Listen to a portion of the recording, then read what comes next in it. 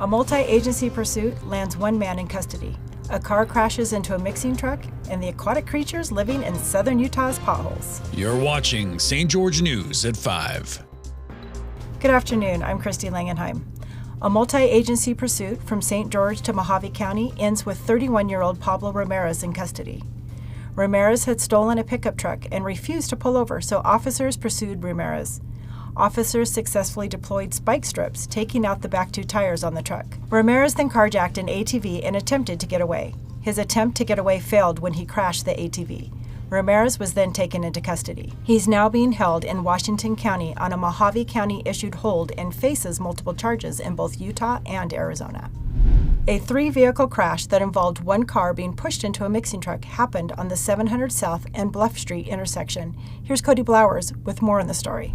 The intersection of 700 South and Bluff Street was a scene of a 3-vehicle crash that left one driver with minor injuries and created a traffic backup that extended for several blocks. According to authorities, the collision was set in motion when a Buick slammed into the back of a Kia passenger car at 35 miles an hour, which pushed the vehicle into the back of a concrete mixer, crushing both ends of the car. The impact also left a large debris field that was scattered across the roadway, and officers later learned that the man in the Buick that set the collision in motion was driving on a revoked license. He was later cited for that offense, as well as for not having an interlock device installed in the car when the crash took place and following too close. The Ivins City Council met last week to make changes to the city's sensitive land ordinance. Here's Chris Reed with more on the meeting.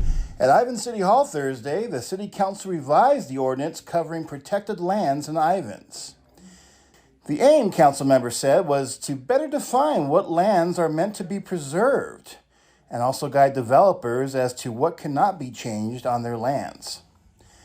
The sensitive lands ordinance is meant to preserve natural features in Ivins like the lava beds and ridge lines, while allowing for the rights of property owners. Thanks, Chris. If you're on a hike in southern Utah, make sure you're not stepping into any potholes, as there might be some aquatic creatures living in the dried up water pockets. Here's Alicia Lundgren with more on the story. If a hiker sees a dry pothole in southern Utah, there could be more to it than meets the eye.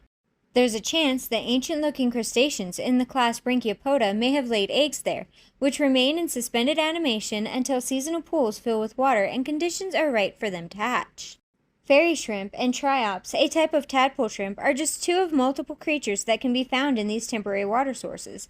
Triops have a shield-shaped carapace, which is a hard upper shell, while fairy shrimp do not, with the latter being similar in appearance to sea monkeys. While triops are often touted as living fossils, researchers say they likely aren't as ancient as they seem.